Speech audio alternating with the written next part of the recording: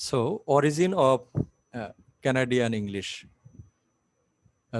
Caribbean English.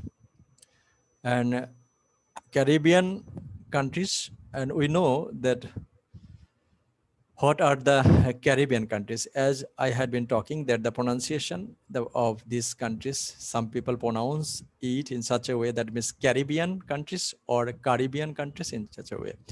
And Caribbean countries is consisted of the Caribbean Sea and some islands are situated in Caribbean Sea, and these small island countries are called Caribbean countries. And bordering the Caribbean Sea, the North Atlantic Ocean, and the surrounding coast. So Caribbean countries is surrounded by Caribbean Sea and North Atlantic Ocean. And southeast of the Gulf of Mexico, and the North American mainland, east of Central America, and north of South America. These are the Caribbean countries. Actually, there is more than 700 islands and islets, reefs and cays. In Caribbean region, we see nearly 700 islands, and they form the West Indies with the nearby Lucayan archipelago, the Bahamas, the Turks, the Caicos Islands, which are sometimes considered to be the part of the Caribbean despite not bordering the Caribbean Sea. Also, some other islands who are not also bordered by the Caribbean Sea, like Bahamas, Turkey, Caicos, they are also called the Caribbean countries. And on the mainland, Belize, Nicaragua, the Caribbean region of Colombia, Cozumel, and Yucatan Peninsula, Margarita Island, and the Guianas, that means Guyana, Suriname, French Guiana, Guiana region in Venezuela, Ampa in Brazil are often included due to their political and the cultural ties with this region. So these countries is also called Caribbean countries. Actually, you see the map, that is, these are the Caribbean countries. We look over there, United States over there, this is South America, and these are the Atlantic Ocean and the Caribbean Ocean. Here, all the countries are called Caribbean countries. Our concern is that we will be learning the origin of English language used in these Caribbean countries. Geographically, the island of the Caribbean, the West Indies, are often regarded as a sub-region of North America.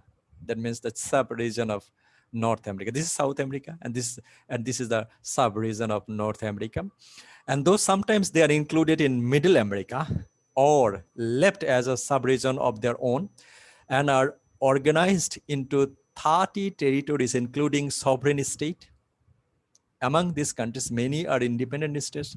Overseas department, that means many countries or many islands are occupied by Britain or America. From December 15, 1954 to October 10, 2010, there was a country known as the Netherlands, Antilles, composed of 5 states, all of which were Dutch dependencies. That means the Dutch colonies are there in Caribbean countries. So Dutch colonies and overseas colonies of America, and also the Netherlands and Dutch. From January 3, 1958 to May 31, 1962, there was also a short-lived political union called the West Indies Federation, composed of the 10 English-speaking Caribbean countries. So here, 1962, there was a cooperation that was established consisting of 10 countries, Caribbean countries. They use English language as their first language, all of which were then British dependencies. And these are all and dependencies, and still they are under the British role. Okay, and at present they are not called the British colony. They are called British overseas territories. However, some of them are called Dutch dependencies. Some are called American dependencies. All are the country. The West Indies cricket team continues to represent many of these island nation. As we know that West Indies, these are the Caribbean basin, many countries over there. And also another map of Caribbean countries, the Bahamas, the other part, Dominica, Saint Lucia, and this is Caribbean Sea. And all the islands are in Caribbean Sea. Kingston, Jamaica, these are the countries. So if these are the major countries, 26 Caribbean countries, among them, these are the 13 major countries in Caribbean, as Caribbean countries: Antigua and Barbuda, Bahamas, Barbados, Cuba, Dominica, Dominican Republic, Grenada, Haiti, Jamaica, St. Kitts and Nevis, St. Lucia, St. Vincent, and the Grenadines, Trinidad and Tobago. These are the major countries are there. And out of this, there are other dependencies, as we have been talked about. Dependencies means still they are the colony of either British or the America. Angola, British overseas territories. That means Angola is still a British colony. Aruba, Constituent Kingdom, Netherlands. Bonaire, Netherlands. British Virgin Islands, British overseas territories. Cayman Islands, British overseas territories. Curacao, Netherlands. Federal dependencies of Venezuela.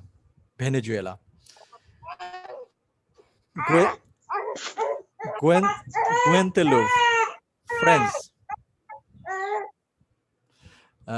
France. Martinique, France. Montserrat, British overseas colonies. Navassa Island, United States. That means uninhabited territory. That is, this island is occupied by United States. And also Nueva Esparta, that is Venezuela. So Venezuela, French, Britain, they have colony still in this area. Again, United States, Netherlands, Colombia, France, Netherlands, British, and United States. That means the Virgin Islands. So these are the countries. And at present, 14 British independent territories are there in this area. They are again under the direct British rule. They are not called British colony. They are called British overseas territory. So what is the origin of English used in these Caribbean countries? During the early years of American settlement, the English language is spreading in the South. This is South. At the early stage of British settlement over there, they started to move the southern part of America from the northern part of America. A highly distinctive kind of speech emerges in the island of the West Indies and the southern part of the mainland, spoken by the incoming black population. Actually, incoming black population. Still, we have discussed about the origin of Canadian English, American English, but we haven't talked about the arrival of the black population in this country. So here, in case of discussing the origin of Caribbean countries, we have to discuss the origin or the arrival of the black population in these areas, how the black people came in this area and who brought these black people in this area. We will be knowing that. And this black population were coming as a consequence of the African slaves to work on the sugar plantation, a practice started by the Spanish as early as 1517. So in this area, America, Southern America, and the Caribbean countries, and also the Canada, there was land were very cheap, and also the lands were very fertile. And for this reason, the Spanish colonial power, they started plantation. What is the plantation? Plantation of sugar. And workers are needed to work in this plantation program started by the Spanish early in 1517. And for this reason, the workers were taken from the African continent. That means the African black population were captured as a slave, and they were deported and transported in these North American and Caribbean countries. So the black people started to come in this area with the hand of the Spanish navigator and the other European navigator also as well. They started slave trading business, and these slaves were captured from the African continent, and these black slaves were sold in these areas, that means Canada and America, and also in these Caribbean islands. By 1517, creates of Hispaniola, an island in the Caribbean. Hispaniola, that means the Spanish-speaking people are called Hispaniola. Hispaniola sugar were being delivered back to the king of Spain. Cortes, the conqueror of the Mexico, also became an influential sugar producer. Okay, and this plantation had an enormous impact of the economy of New World, to say nothing of introducing African slavery. So the Mexico, in the previous map we have seen, and the conqueror of Mexico has become an influential sugar producer. And in this sugar plantation project, the worker, the need and the worker were coming from African continent, African countries, the black slaves. What did the slaves do on the sugar plantation? They sowed, tended and harvested the crop, that means the sugar, and then worked to extract the juice, that means sugar candy juice, as we drink in the streets of Dhaka as well, juice from the sugar cane, and boil it and process the juice in order to turn it into sugar and molasses, and later they might work to distill some of the waste products into rum, one kind of wine. Okay. So this is the profit. One, the land of this area are very cheap, the vast uninhabited area, that there were no population of this area. And for this reason, sugar plantation project was a hugely popular project in Mexico at that time, in the early 16th century. And the workers, they were coming from African continent, and they would work in this sugar plantation project. And they cut the sugar, they saw the sugar, and also they produce sugar candy juice and boil it and convert it to sugar, and other product will be used to produce rum, one kind of wine. From the early 17th century, ships from the Europe traveled to the West African coast. So in the early 17th, this is the scenario of 16th century, that means the sugar plantation. In the 17th century, the European traveler went to African coast, where they exchanged cheap goods for black ships.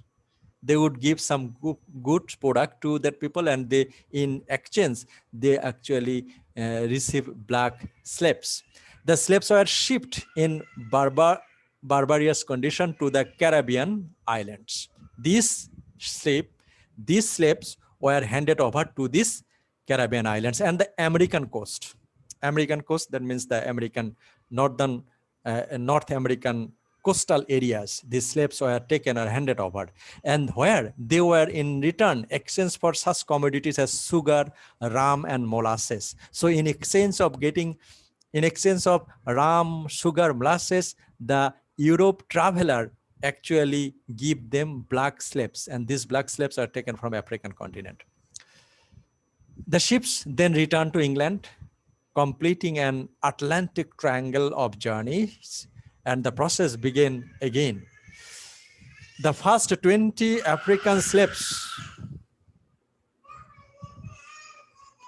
arrived in Virginia on a Dutch ship in 1619. This is the first ship African arrived in Virginia province, state of America, on a Dutch ship in 1619. By the time of the American Revolution, 1776, their number had grown 500,000. So in 1690, only 20 African slaves. But in 1776, the number had grown 500,000, and there were over 4 million by the time slavery was abolished at the end of the US Civil War in 1865. So this is the way the North American people, the Caribbean countries, they got slave. Actually, they didn't go to Africa to get slaves. Actually, these slaves are caught by the European traveler. The European traveler, they got slave from African continent, and they exchanged this slave to North American coastal countries and also these Caribbean countries. This is the inclusion of black people in North America. The American Civil War was a war that was in United States from 1861 to 1865, fought between northern state loyal to the Union and southern state that had seceded from the Union, from the Confederate States of America. So there was a civil war in America. They wanted to establish a Confederate civil state in America. 11 states left United States in the following order and formed the Confederate States of America: South Carolina, Mississippi, Florida, Alabama, Georgia, Louisiana, Texas, Virginia, Arkansas, North Carolina, and Tennessee. These countries, the 11 countries, they wanted to leave America and they wanted to establish a Confederate States of America. And for the issues, a civil war happened in America that started in 1861 and went up to 1865. And military personnel involved. Abraham Lincoln. At that time, Abraham Lincoln was the president of America.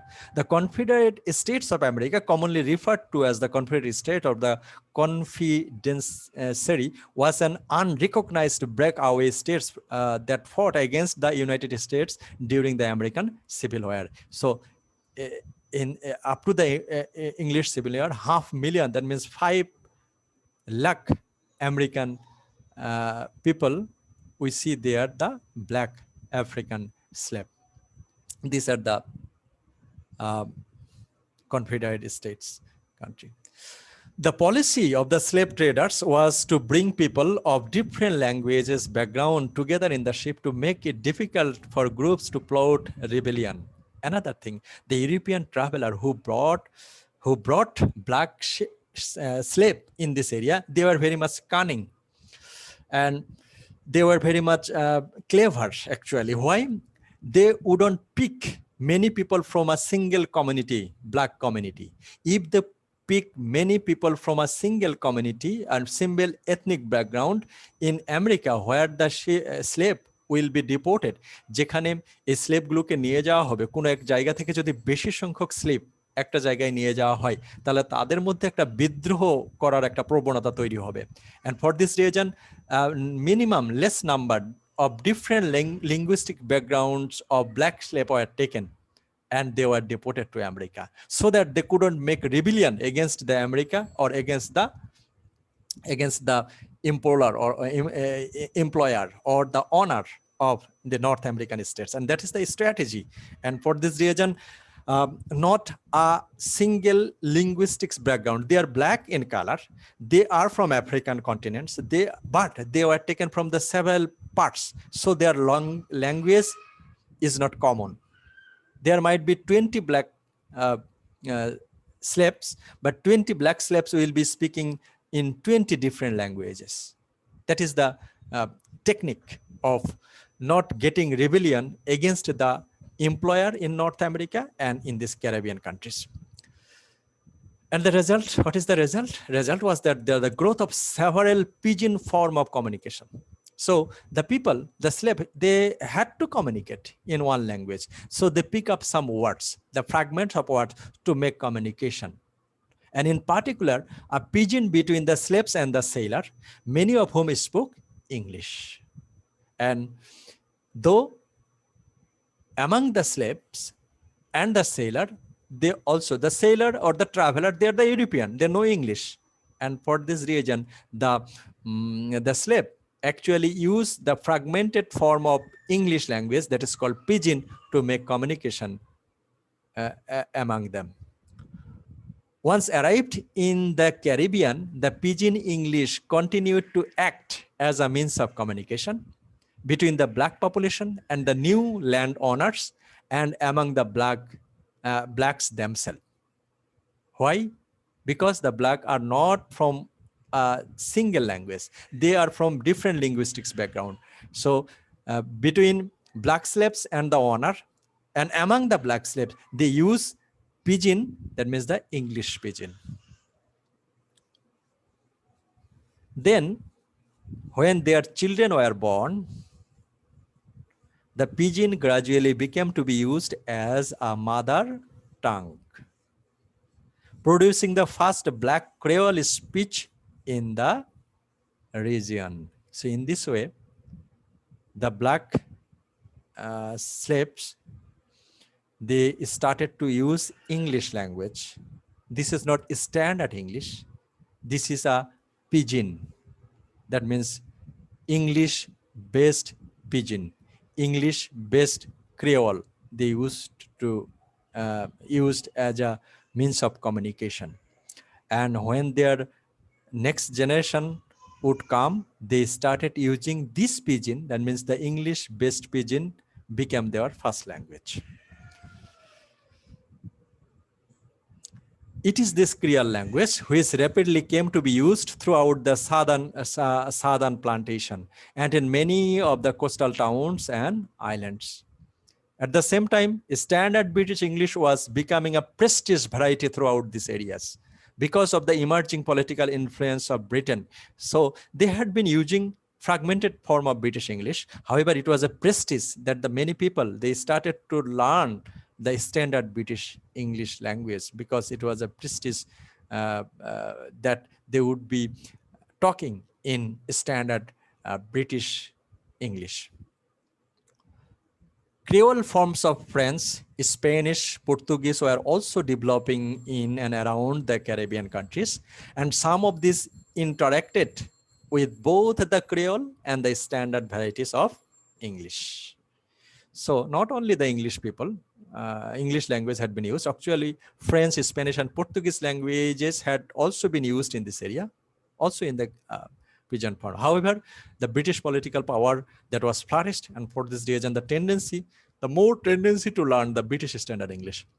The Caribbean islands, the parts of the adjacent Central and the South American mainland, thus came to develop a remarkably diverse range of varieties of English, reflecting their individual political and cultural histories. And for this reason, we see the English used in these areas, that means in the Caribbean English, this is a mixture of several pronunciation patterns. They are not from the British, because the traveler who would pick black servants, black slaves from the African continent, they are not only English, they are also French, Portuguese, and Dutch people had been there.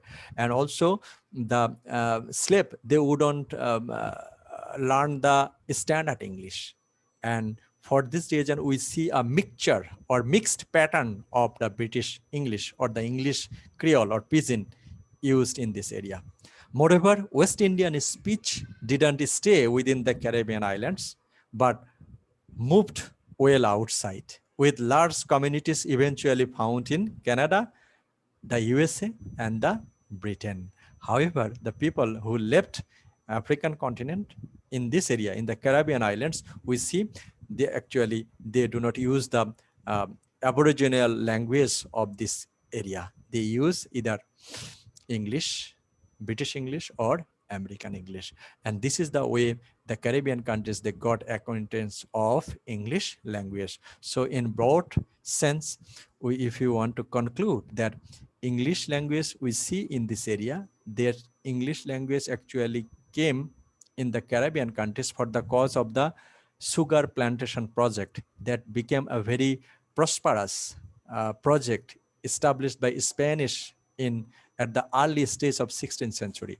And at that time, the people, especially the European traveler, they would pick servant from African continent, and this servant was shipped and deported to Caribbean countries and North America. In this way, the Caribbean countries and the North America, they got acquaintance with the black servants, and the black servants would pick not from a single ethnic or linguistics background. They were picked from different linguistics background so that they couldn't make rebellion against the owner and the employer of North America.